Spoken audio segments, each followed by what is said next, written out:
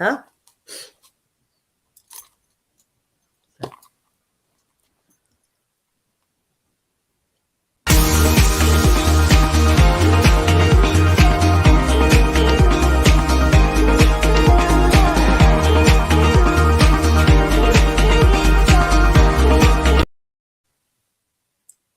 Okay. Hi. So, welcome in the art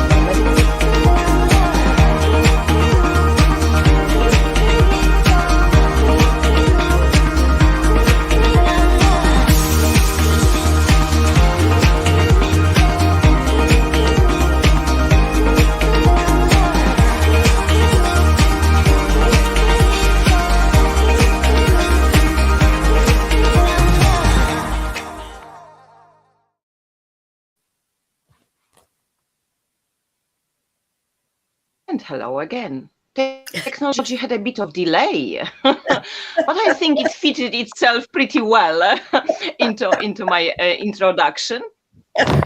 So today I have Ali, Ali who has amazing story and a lot of creative outbursts that ended up in a lovely book. But I will let Ali to say a few words about herself and introduce herself to you. Thank you, Dorota. I'm Ali Ryan, and I've met Dorota through Time to Change, Talk to Change. So it's lovely to be here talking on this podcast. So my history with mental health and what I've battled through is with major depressive disorder. Now, looking back through my youth, looking back over the years, I realized that actually the first episodes of my mood disorder was back when I was 17, but I only actually got formally diagnosed in 1997 after the birth of my third child. And it's been an up and down journey since. Medication started in 1997. And I've been on and off medication throughout that time, as you trying different, well, not that many brands. Serotonin is the main neurochemical that's helped my brain. I still am on medication, and if I stopped medication, I would certainly within 6 weeks be very much in the depth of despair and in that black hole of depression.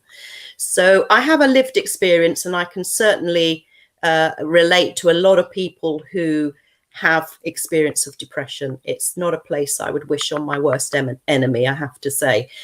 Anyhow, how I got through it, how I managed to sort of deal with it was I used to write things down in a diary. I mean, because at the worst places with depression, you just can't even get out of bed. So I just found writing in a book by the bedside how I felt. I used to write it down. I found that things weren't going around in my head, because when you're writing something down, you actually stop the thought processes going round and round. So writing it down helps you to detach from things. And so I used to write things down, and things would just come out of me. But for some reason, they came out in a poetic way. It was quite amazing, really, because I'm not a poet. I'm actually a registered nurse by my profession and have been for the last 30 odd years. So for these writings to come out in a poetic style, I mean, I wasn't sitting there thinking, oh, this needs to rhyme with that. It just came out as though there was something deep within me that needed to be released. And by looking at what I'd written, it also helped me, because it helped me to go, okay, so that's what my deepest feelings are. So I then, I retired from the National Health Service in 2017.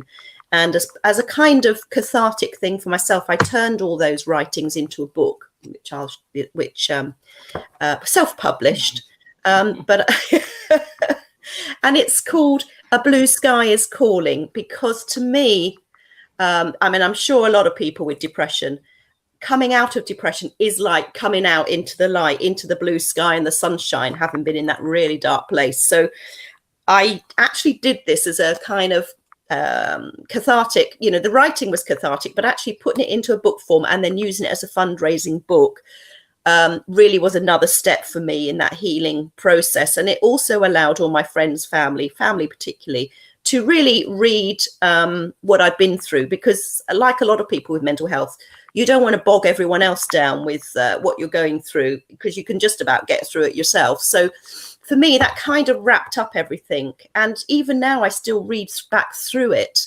and go, yeah, I remember that place. And, because I used to write things in real time, the book itself is written, the poetry itself is obviously, because it was written in real time, it has a chronological process going through, because it's 10 years of writing. And I didn't write every day. I'd only write in those depressional moments. So it was over the course of, say, the age of 40 to 50 that I wrote. And then when I got to about 50, that was almost like the end of my writing. I didn't feel I needed to write anymore. So it was a very, as I say, cathartic process. And I hope we're talking to Dorota about how sometimes art and creative therapeutic processes can really help the mind, I think. It's another dimension of ourselves. Yeah, it is. And you mentioned something very, very significant and resonating with my story, that when you were writing those thoughts down, you somehow evicted them from your mind, gave them the voice, so they stopped playing on the repeat. And yes. This is exactly how I find my art helping me to quiet those voices down when I portray them in any artwork.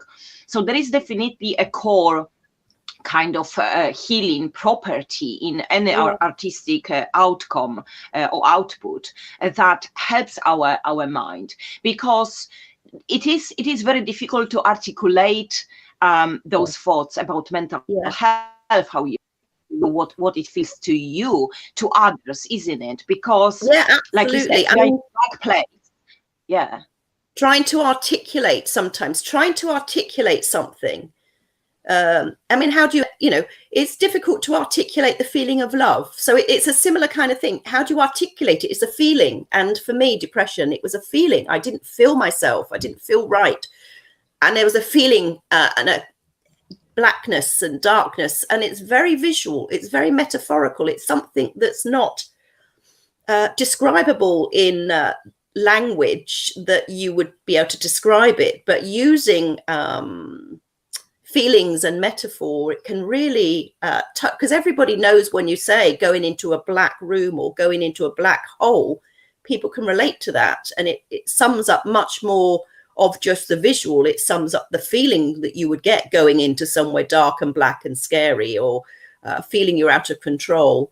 So yeah, I found it very, as I say, I wasn't doing the writing for anyone else other than myself, but it's almost like, even when I'm doing that, there's the me, myself, and I. There is the person. There is the I that the me that has the depression. But there's also this witnessing part of me that's observing me having the depression. So it's a strange. That's amazing. Phenomena. That's amazing, because that observer, some kind of layer to your identity, is the judge, isn't it? Is the person who will say nasty things to you, that you allow right to be a bit dysfunctional because of your depression. Well, at least I find that I mean, that overlook it. Yes, I must admit there is 3 components. There is as you say, there is what we call the critic that's on there doing all that negative stuff. Then there is your bodily form that's experiencing it. But when I'm talking about the witnesser is the one which is all eternity, which really, because obviously our critic is based on our beliefs and judgments that we've been perhaps been bred into us by just our lifestyle and perhaps the people that have made judgments of ours. But this witnesser is almost like a peace-filled thing. It's almost like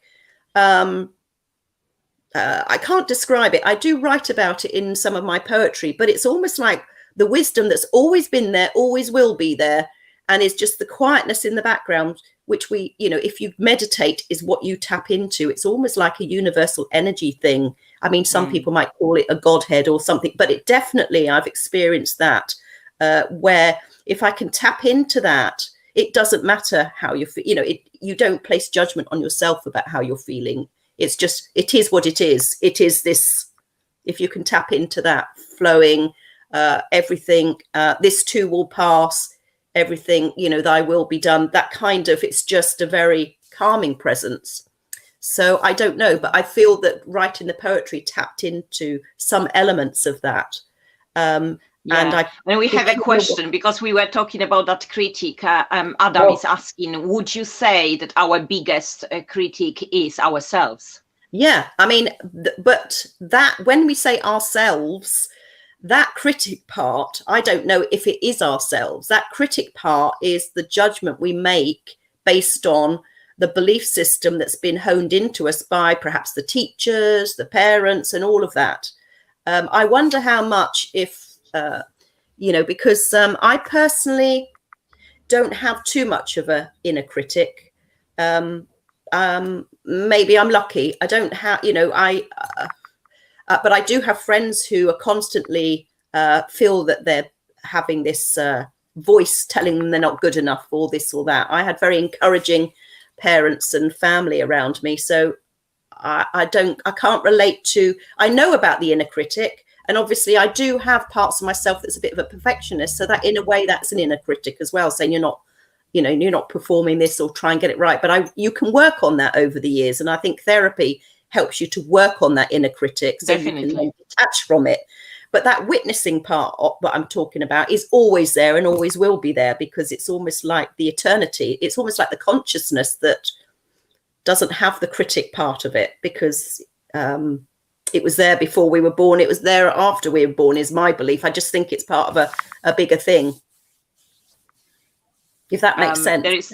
It does make perfect sense. There is another question which I hope displays. Would you say it's your soul talking back to you? I think that witnessing part could be related. That witnessing part could be that soul part, I suppose, that we talk about.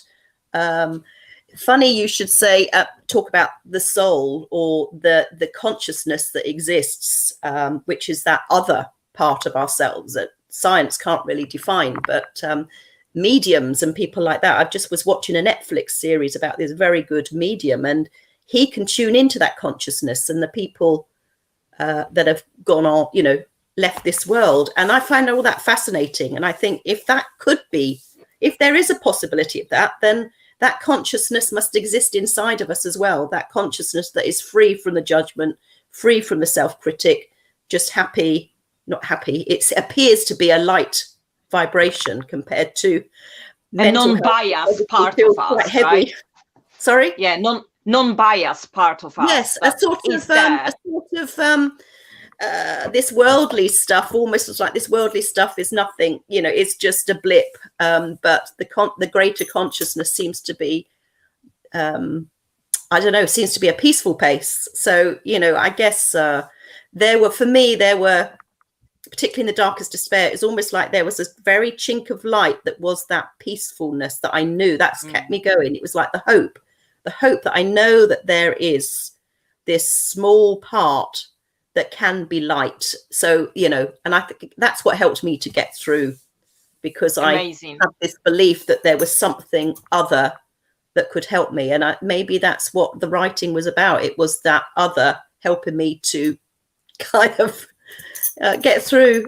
Overcome that period of time, yeah. And you mentioned that your profession, we know that you retired. However, you have been a nurse for most of your life.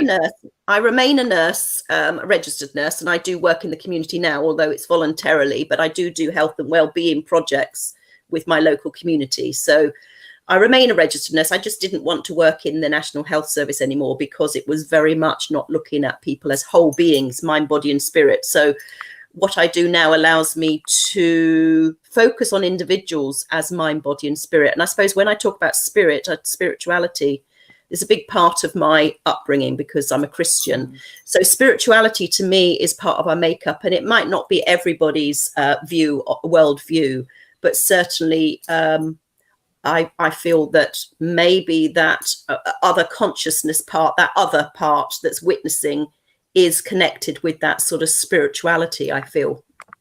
Because we're all spiritual. We might not all be religious, but we all spiritual. The question of why am I here and where am I going is a spiritual kind of reflection, isn't it? Yeah, if you don't like the word spiritual, I think we are all having aspect of philosophers in our beings and ask those existential questions about why me, why I'm here and whatsoever. But I was heading to the aspect that you are a nurse and you have lived experience of mental health. Do you perceive yourself, do you perceive that experience as helpful aspect of your profession? Well, having had the experience, yeah, absolutely. So trying to demystify things, the amount of times I've been at work and I've had periods of time off, obviously with my mental health, it could be a few months at a time if I've gone into a depression. And I wasn't afraid. Well, right at the beginning, I didn't like to mention that I had this health condition. But then once I started realizing that actually it was a protected status, health and well-being, mental health is a protected disability. So I then started admitting on my forms when I applied for jobs, yes, I do have a mental health disorder. So I do have a disability because, if I wasn't taking my tablets, I could actually not be able to function. So that really helped because then that allowed me to think, why am I protecting others from this part of me? And how can I be authentic if I'm not allowing others to see that vulnerability in me? So within the work environment, a lot of people, I help to dispel a lot of myths and stigma because people would look at me, obviously, when I'm well, I'm firing on all cylinders. They go, what, depression? No, you couldn't possibly have that. And it's dispelling those myths about, well, anybody could have depression. There's no particular type of person that gets certain mental health illnesses. You either are unlucky to get it or not. Just like someone skiing, one person might break a leg, the other person gets down the hill okay. It's just, so, so I think the biggest thing for me was, I've always been an empathetic person anyway. I'm the eldest of 6 children, so I was always looking after people and caring for people. But I think, I don't know whether having an empathetic bone makes you more susceptible to feelings, and feelings of others. But certainly with having experienced mental health and knowing that it can happen to anybody, in my nursing assessments, I would always include mental health as important as physical health when assessing patients and try, because some people don't even understand or realize that they're going through a mental health issue. Self-medication with alcohol or drugs. Yes, it's very common. Yeah. Yeah. This what always sparks a bit of curiosity in me is you have been practicing nursing for so many years. Do you know if anything changed in the aspect of training the nurses, that there is a bit more focus on mental health, that they have more training in that area, or is it still no? You just crushed my hope. It is. It has got the facilities of mental health. And this is a sad thing, isn't it? That somewhere along the line, the medical profession decided to split mental, your brain and your body. But really, we all know it's all intertwined. You can't separate the two. But medicine did that. And therefore, people only focused on the mental health that was very severe. And people ended up in hospital because they needed treatment. So it was all, and that did a big damage, I think, because it meant people could dissociate themselves from the hospital, the mental health hospital. But if you think it's probably 0.7% of people that end up in a mental health hospital because they might be having a psychosis or a very severe mental health issue, the rest of mental health is our day-to-day population just trying to get on with life and living with mental health. And so I think the health service itself hasn't done a very good service to normalising mental health in their training. They're getting slightly better, but the trouble is now with the NHS is everything's fragmented. So even with a body, it's fragmented. You only get a doctor that can look after bones in the foot, or a doctor that could. So it's got worse, I think. And particularly with nurses, we used to do a very holistic nursing assessment in the 80s. Now they don't even ask you how you are. If you're coming in for an appendix, you're the appendix that's coming in. So it's a very different health service. However, there's a lot more community support out there. So the big organizations like Mind, who were doing support groups, and there were lots of others that have sprung up. I used to belong to Depression Alliance. Unfortunately, that's been eaten up by Mind. But there's lots of support groups available for people. And maybe through our small activities at the ground level, we can start changing people's opinion. And that's what I do. I mean, that's why we get involved, isn't it, Dorota, in sort of, champion mental health and what we do, because we need to get the message across that we all have mental health, Exactly. And this question brings a bit of light. Is like, in your opinion, as a nurse, that do you think that there are more mental health issues out there than it is talked about? I think, yes, absolutely, because there is. Also, we are registering more because people are now owning up to or identifying. The more we can actually say to people, this is what a mental health issue looks like. We all know what a cold, like my suffering from COVID at the moment, we all know what flu feels like. And so we need to make sure people understand what a mental health crisis. I mean, my sister, bless her, she was going through a mental health crisis, and I could see it was, but she didn't know herself. She was driving herself, and she was self-medicating with alcohol and cigarettes and what have you. And she was just driving herself, going, staying up late, drinking, going to bed, getting up the next morning, going.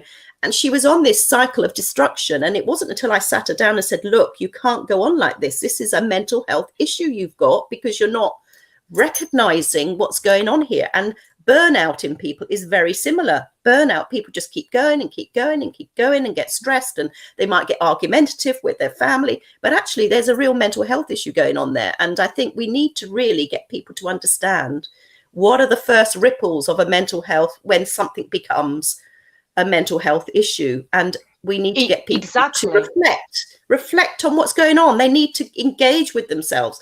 And it's much more difficult, I think, with mental health because it's so entwined with our personality and who we are. We can blame it on other things, can't we? We blame it and go, or what I find is the GPs will blame it on other things. Took me so long to get diagnosed because the GP go, oh, what do you expect, Ali?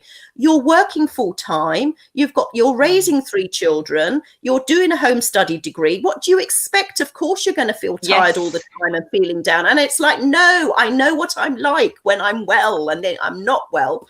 Yeah. And even when I said to my GP, right, something psychological is going on now, whether I've got something physiological affecting my psychology or something psychological affecting my physiology, because I was also feeling, because people forget that mental health, you also have physical symptoms like aches and pains and tiredness and eating too much or not eating enough. And so I was saying, I don't care what it is, but definitely the psychological, I can't deal with the psychological because it's changing my personality and how I behave with the world around me. And I want to be referred to the psychiatrist. And he said to me, Ali, you do not want a stigma. Why do you want to be referred to a psychiatrist? I said, I'm going to want you to refer me to the private clinic down the road because I can get an appointment next week and I'm not prepared to wait around any longer. And that's when I got my formal diagnosis by seeing a very good psychiatric consultant. But I think there's so many people walking around where the GPs just do not know enough. They're expecting, as I said, the higher end, the severe end of mental health. What we need to do is get people earlier that recognize. Yeah, it's about spotting the early signs. Spotting the early signs and acknowledging the fact that prevention is always better than cure. Absolutely. And more economically sufficient and efficient because you will spend less money by preventing the huge crisis to break out, right? And this really is very similar to Dave scenario from America. That in America is very difficult and takes a long time to get help from a psychiatrist. Is there a shortage of mental health professionals in England as well? Well, hell yes. I think it is. What do you think? Oh, absolutely. Yeah, there is. But we've got to move away from this extreme end of mental health, I think, because it doesn't do the masses who have signs of mental health issues. It doesn't do us any good, because majority of people who have a mental health issue are running into work, are raising families, are not confined to a hospital. Functioning. Exactly. And I've seen so many people, they're on the verges of burnout, and you have to say to them, you need to stop, otherwise you are going to have a mental health breakdown, and you don't want to go to that place, because once you go in that place, it's very hard getting back out again, because you lose your identity for a start, and you lose your functioning. And isn't it so much easier to take a step back from, and this is the problem, I think, Western economic driven society is not helpful at all, which of course the Americas and GB, Europe are just, it's constant on the go, demand, demand, demand. I mean, kids, they used to do a lot of art in school. Now they don't do that. It's all about the maths and the English and the science, and not the creative side of life. I think we need to learn what we're doing to our children, because it doesn't set them up very well for future mental health. I have read recently a very interesting statement. I was working on a huge project about sleep, and I have read about how we sabotage the needs of biology and physiology of our bodies, and drive ourselves to mental health states that are, wounding us and whole society. For instance, the need for sleep in teenage years is so great. Why do we have those early starts in school when those children then the brain cannot do their work, and therefore they will be suffering academically, because they are not having what their biology asks them to have, the rest and sleep. So while we are putting everybody in the same box, we are not the same, and there are certain needs by the nature and by the biology. We don't have influence over it. Why we are not, implementing strategies? Yeah, because that's the sad thing, isn't it? Because it's all about the economic model. So we need, everyone's trying to make a buck, or everyone wants the best. Everyone wants to make or to not lose money by saying, oh, if we have flexible working or flexible children coming in and out, it's not going to be economically viable. But in the long run, people don't see the long run, do they? They always think about right now. But my son, he was always sleeping in. He was sometimes missing the early lessons because he needed to sleep. And of course, if some parents are perfectionisms and they've got their inner critic going, you should have a word with your child, have a moan at your child, they're not good enough. And that's where kids then end up with, I'm not good enough, I'm a failure, I don't get up in time for school, and all of that. And they've already started on the wrong track, because they've had all of this kind of conditioning that they have to behave in the fast lane, and that's just not viable, because they're burnt out before they even get to their adulthood. And this aspect surprises me, that we are perceived as Homo sapiens, so we are so high in hierarchy of nature, and we know at this point so much. There is so much science, and why we are doing it, why we are discovering aspects of our psyche, our body, our brain, but not implementing the strategies to make sure that we live better lives, that we have less mental health problems. For example, I'm praying that maybe not my children, but their children will have the situation that they can wake up in the morning, feel very unwell mentally, and they will be able to book an appointment with mental health nurse at their surgery, GP surgery. Because I don't understand why there is a difference. Like you said, there is a big split, body or mind, and there is no integration. They really, I mean, the sad thing is that the government here in the UK, they come up with various ideas, but then they go, oh, right, okay, so teachers now have to do something about children's well-being. But why put it on teachers? Why not employ a whole load of counsellors to actually be in every school that the kids can actually go along to, right from primary school, right from a very young age? Why not start the day with meditation and teaching them techniques? Don't leave it all on the teachers. Give it to professionals who know what they're talking about, who know about the brain. The poor teachers are there to teach our children about what they need to learn. But I think, we just got it all wrong, I think, haven't we? We just don't value the human body and what we're capable of, because what happens is if everyone gets burnt out, you're not capable of doing anything. So it's economically, it doesn't make sense that if a lot of exactly. And, I have trouble dealing with lack of common sense and lack of logic, and there is no logic in this, what we are doing to our planet and our population, our race, because there is no consistency, there is no application of knowledge, and that is why we are where we are. And you mentioned something about school and arts at the beginning. We both are an example of how artistic output can help to heal, can help you to understand what was going on, can help to communicate and convey messages to those who may struggle to understand what's happening. However, we are so perceived as artistic, extravaganza, because we just engage in things that is perceived as, oh, she's playing a bit, right? She's playing with her paint, she's playing with her pen. Yes, I think that is also, the children have that almost installed in them. If they're like, a lot of parents will, with my children, I was very lucky that all of my children are healthy. So, but when they were younger, I used to allow them to be very creative. They would have the video camera and make up their little plays, and they would build things in the garden. But I had other friends who would organize strategically. This is what we do on Monday after school. You do this club, and on that. I mean, you need to allow the kids to be able to flourish with their own creative abilities, and this top-down thing of just chucking everything at them is it doesn't create a creative soul at all. So they've got no sort of inner creative being, if that's not been allowed to flourish. We kill creativity. Let's name it by its name. We kill creativity in children. We do something good around early years, like to the age up to 5 years of age. We kind of embrace it and let it be.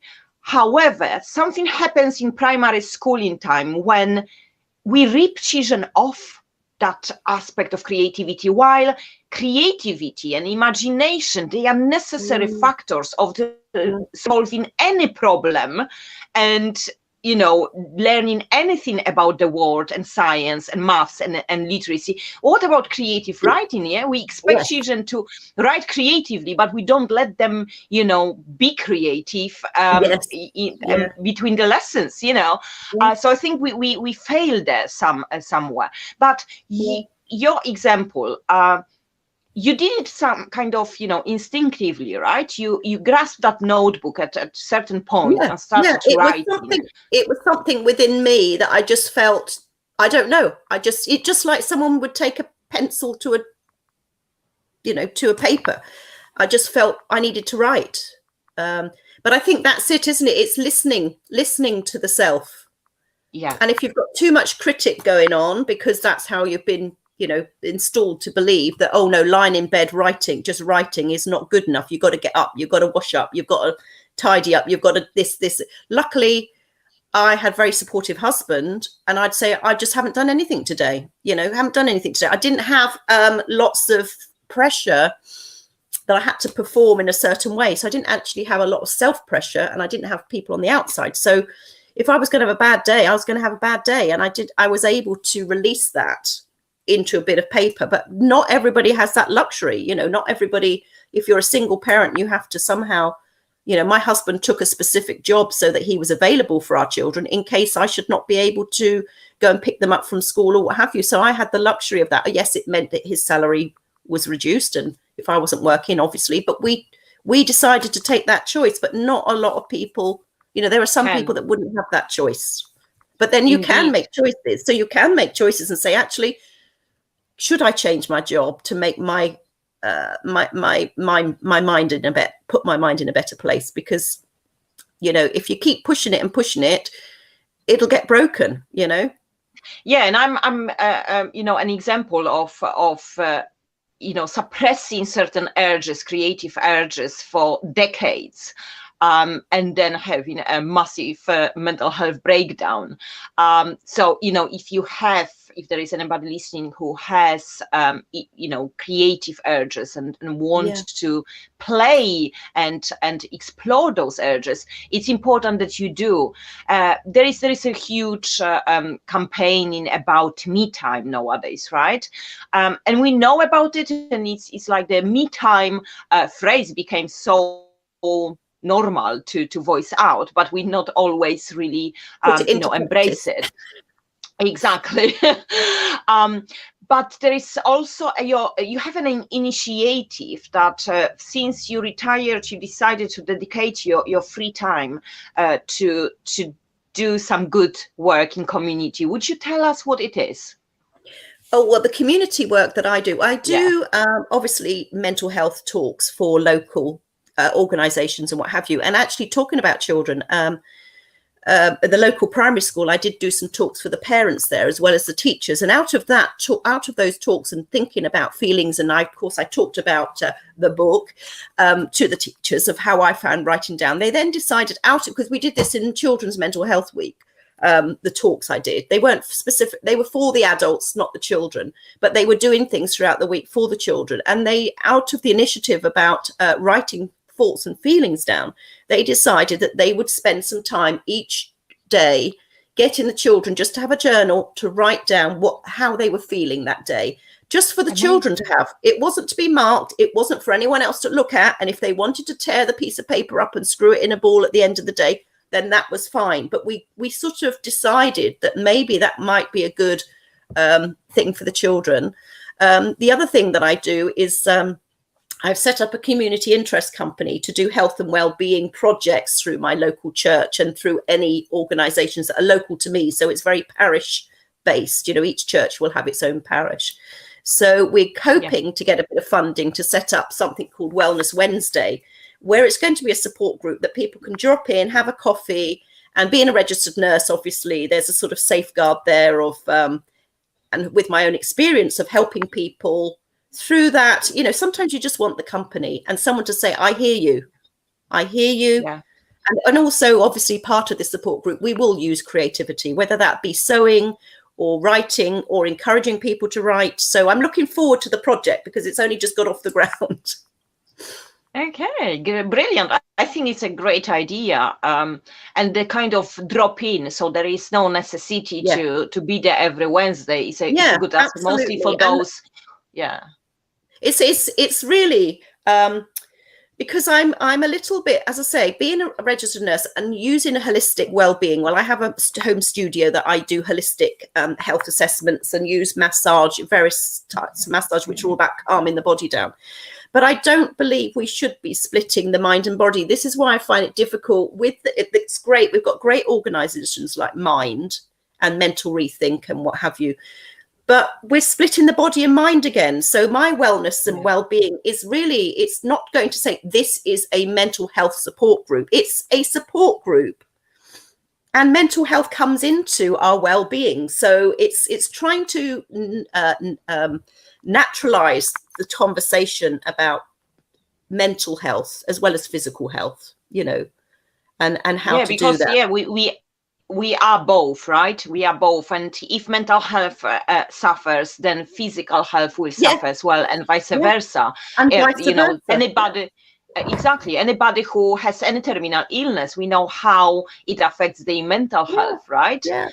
So why we don't think in the other direction as well, that mental health affects the physical, because it does. When you are in depressive state, you may not eat properly, you may not look after your body properly, you may have aches. I suffer from awful headaches, but only when I'm in depressive mode. So I started to look into what is there in the depressive moment that my brain is releasing or not releasing, that I don't have those migraines when I'm in hypomanic state, which is so bizarre. Yeah, well, it's the same for me. I have aches and pains. And, this is what I say in my book, that actually I call my situation it's here. When I say to my husband, it's coming, usually what I mean is my depressional, but sometimes the depression can be sort of more aches and pains with a little bit of grayness, rather than deep blackness, depending on the season and what have you. So I get aches and pains. So it's very hard getting through that. And a lot of people, it wouldn't surprise me. And I know that Simon Wesley, who did a lot of research here in the UK about things, stress-related disorders, particularly fibromyalgia and ME, I've had those labels as well. Now, it's very controversial to talk about, but it wouldn't surprise me if the fibromyalgia and MEs stem from the root of neurotransmitters and things like that when we talk about mental health, because certainly the aches and pains I get when I'm in a depressive mood is very similar to when I just have aches and pains and no grey moods. So, as I say, I've had a diagnosis of fibromyalgia because they pressed the right things, the nodes, and said, yes, that's what you got. But I'm not convinced. Not convinced people know enough about the brain and the way that the somatic symptoms is not just the mental, psychological symptoms, but the somatic symptoms of aches, pains, headaches, having a desire to want to eat more or having no appetite at all. All of those are physical sensations. Yeah, and the lack of sleep or sleeping too much, yes, depending. Yeah, it's like how it affects your whole body and brain, physiology. And it's like exactly, and it's like a vicious cycle, isn't it? Because you don't sleep because you are in hypomaniac state, let's say, but this makes the hypomania even more, and it's like you can't win, and this is a biological need, isn't it? So we, So with my depression, I might wake up I might go to sleep, but I might wake up at 3 o'clock in the morning. I have to go downstairs and watch a film or something, then go back to bed. And of course, then that affects your physiology for the rest of the day, because you then feel sluggish and achy and tired, So the physical manifestation of mental health issues I don't think is taken seriously enough, and even though, I have medication, I can still have the physical sensations. The medication might have helped the serotonin in my brain, but I'm still having the somatic symptoms of the depression, like the aches and the pains, and sometimes still waking up in the night. They're all part of that health condition, but I'm not depressed, as in I'm not right down, but I'm still getting manifestations of some of that disorder. So I don't think enough's been looked at in the science about that. I think so, and I think, like you said about these holistic assessments made by professional nurse, I think that when it comes to mental health, it should be this kind of holistic assessment done first before you even speak to the GP, because let's face it, GP has what I read recent studies that they have between 5 and 7 minutes per patient. So it's like, how can we do it? We can't, so there should be a supportive system there in place to help those GPs. Absolutely. I mean, this is where I'm coming from, because obviously as a registered nurse in the NHS, I can see where the gaps are. The gaps are that people don't have enough time to tell their story. People want to be listened to. And sometimes if GPs are busy, they rush themselves, they stress themselves. The NHS is a fantastic service, but it's really acute intervention. If something drastic happens, it's fantastic. But if for people with long-term up and down health conditions, it's not very supportive service at all. They'll only treat you if it's pretty obvious that something's going on, So I think also we do need to help ourselves, and that's part of what I do, is educating people. So if you educate people how to look after yourself, get enough sleep, educating people how the physiology can affect your psychology. Exactly. And just the very basic living sometimes, just take out the stress, or try not to have that critic saying you should be doing more in life, or you should be doing this, or you should be doing that. It's getting people to just calm their own systems down.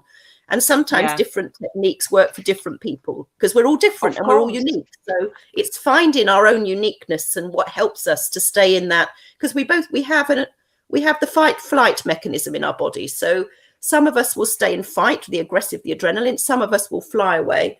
But we need to calm that system down, which is called the parasympathetic nervous system. We need to calm it down. Meditation helps. Certain types of massage help.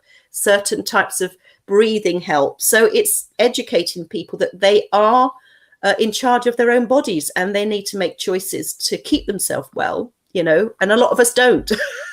Yeah, of course. But why not? Because the matrix we are living in is forcing us to be in the rat race. Exactly. We need to pay bills. We need to meet ends. Therefore, there is no time for ourselves, not to the extent where we should look after ourselves, you know, and then take children schooling, you know, it's like, you know, do the homework with children, cook dinner, healthy one, right? Yes. And so on and so forth. There's so much pressure on us nowadays. Yes, absolutely. But you know, one of the things I found when I was really in a depressive mode, everything becomes shrunk because you can't do anything.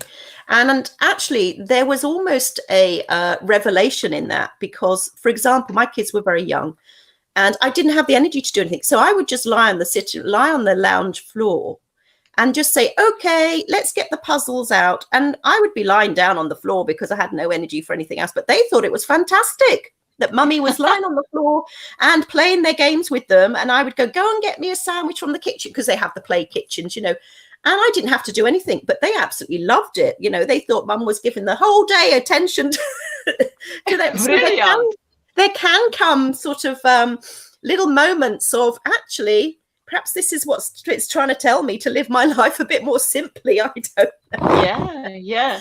Sometimes, there is a turn of tables that, you know, when you are forced by your condition to slow down, you find that there are many things that don't need to be done by you, that actually others can do that for themselves, and then became more independent, like children.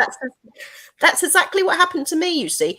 I used to be one of these because, you know, you talking about the critic, you know, I've got to keep a good house. It's got to be tidy. I've got to make sure I dust every week. I've got to hoover because that's what my mum always did, you know, that kind of thing. So you kind of do all this stuff automatically, ironing the clothes.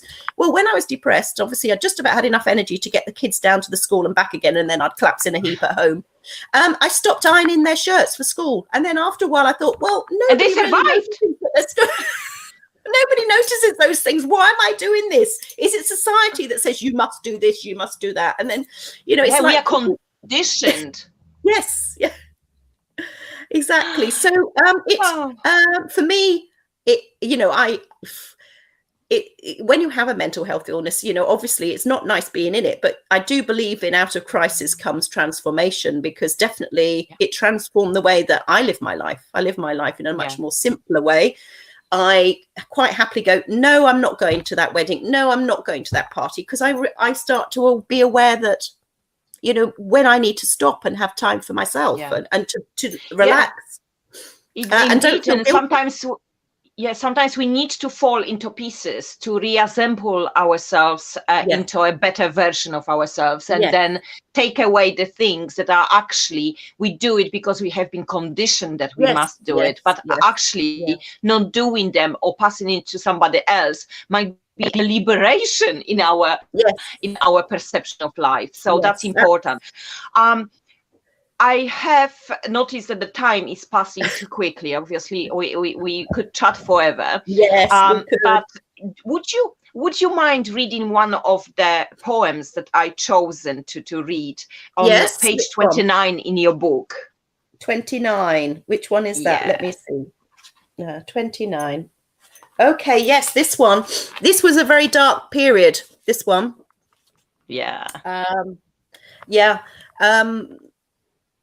I will tell you that, I mean, obviously there's a, what would you call it? When you're saying, you know, because you don't want to trigger other people. And this is when I was actually standing on a roadside and nearly walked in front of a juggernaut lorry, because I thought that was, you know, what was needed. So, you know, I'm sorry. Yeah, trigger warning. Yeah. So I'm going to read this. It's called Not Here or There, But Alone. So I will read this. A room full of people. I'm here and there, but I feel alone. And when I say I feel alone, that is the depression that causes that. I feel alone. They see my loving family. I'm here and there, but I feel alone. They see me talking to lots of dear friends. I'm here and there, but I feel alone. They see me organizing events. I'm here and there, but feel alone. They do not see me take to my bed. I'm not here and there, but am alone. They do not see the prescribed pills. I'm not here and there, but am alone. They do not see me thinking about stepping out in front of a car. I'm not here and there, but am alone. I'm talking, but I'm not there. I'm loving, but I'm not there. I get through the day's work, but I'm not there. I take to my bed. Why am I here? I take the prescribed pills. It is here. If I step in front of that car, I won't have to be here, but I could be there and not alone. So that's a really feeling one. You know, that's how I felt as much as I had my family. And I do understand that one. Here. Yes. Sorry. Yeah, it resonated with me very much. Yeah. Because to me, it's about being a high function. This is what I was always accused of. It's like, but you are so good, you know, you do so many things, you know, you function, you cook dinner for boys, you take them to school, you do this and that, although I was in deep depression. And to me, that poem illustrates the high functioning individual who is doing the things that are required to be done, but it's like it's on an autopilot. I call that mode, being on autopilot. Definitely on autopilot, yes, and getting through the things you got to get to, but eventually, obviously, because you keep pushing and pushing, your body then goes, no, this enough is enough, and you take, you know, for me, I take to my bed and that's it. I can't physically do anything anymore, and then you think, what's the point of it all, you know? But of course, the reason why you're thinking, what's the point of it all, is the depression that's telling you that. That's the thing you have to kind of realize, and that's the thing difficult, I think, with mental health, is that your thoughts are also part of the illness itself. So the feeling of lying there going, what's the point, that is the depression track. That's, you know, so you have to keep telling yourself, this is not me, this is depression talking, you know. So and that loneliness that you know, there is a turmoil within you on the outside look as, you know, mom that keeps everything together, mom who is going to work, performing her duties, but inside there is the turmoil that is excruciating, and you feel so alone in it. And again, that feeling of aloneness is the depression, if you know what I mean. That's the whole thing with depression. It is the feeling is part of the illness, that aloneness. And that's why some people find it incredibly difficult to detach from that. And they take it upon themselves to believe that is me now. I'm going to be, you know, but it's not them. It's the depression that's making that feeling of aloneness, because it's almost like joyfulness is one extreme. And then you've got the aloneness, depression, you know, that comes on the other extreme, you see. And we hope to be somewhere in the middle, and not quite be on the darker end of the spectrum. So of course, and that loneliness very often is also associated with the aspect that society does not know how to support people with mental health issues. So they use language and phrases and responses when you try to open up, when you try to be less alone and share that turmoil with someone. You hear phrases that, oh my God, I would walk in the, you know,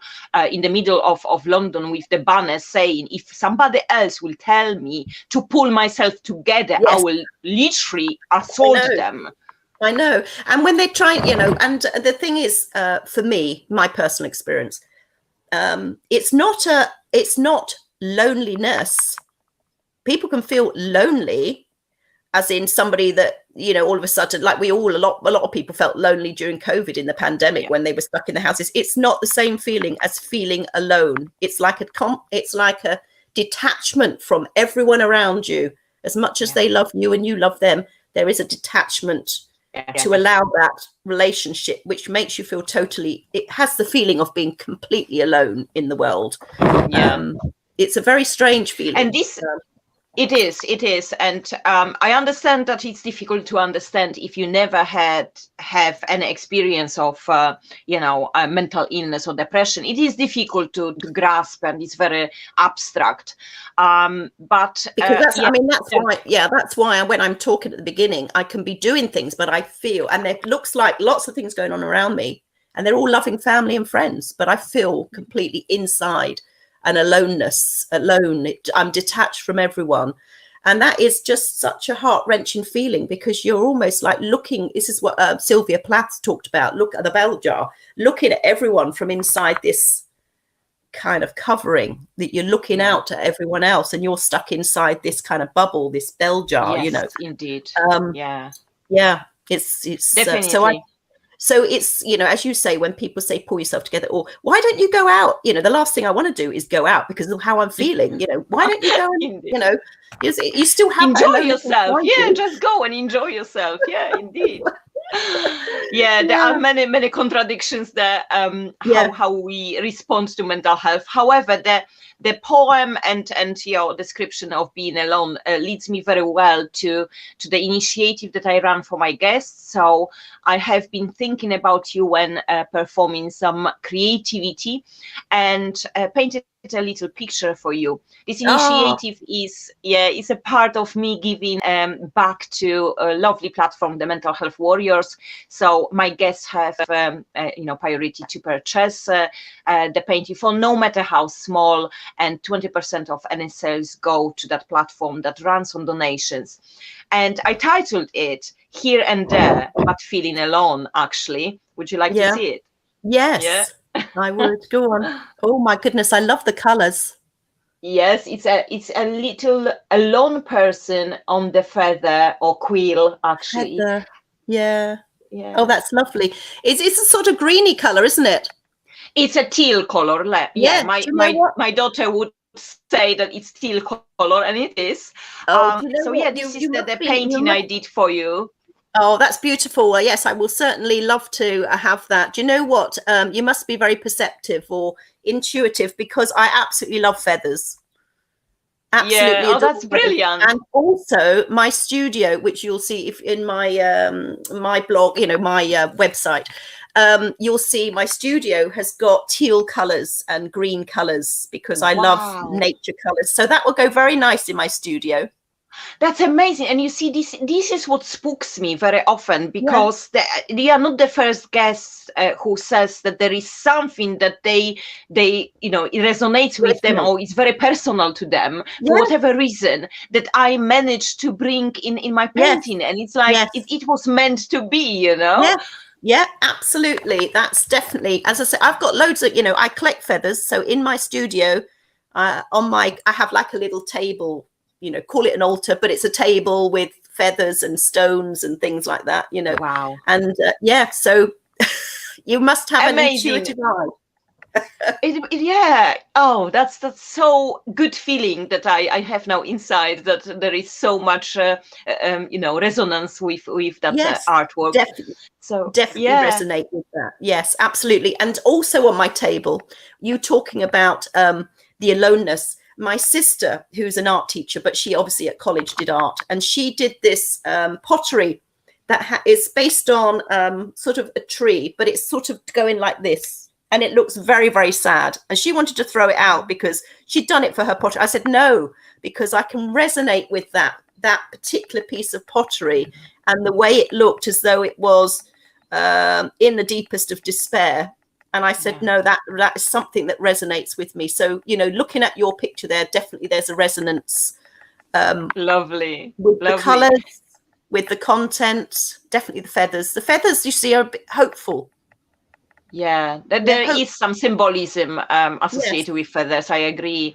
So we are running out of time. But I would like everyone who is listening to know how to find you. If there is anything they would like to, maybe collaborate with you on, how they can find you. Right. Well, I guess the best way is through my website, which is www.outindepression.com. And if they wrote to Ali at Out in Depression, com, then they would get through to me. But all of that is on the website, which is if you put out www out in depression, they'll come across my website. Brilliant. I believe that links should be in underneath the description of our YouTube video.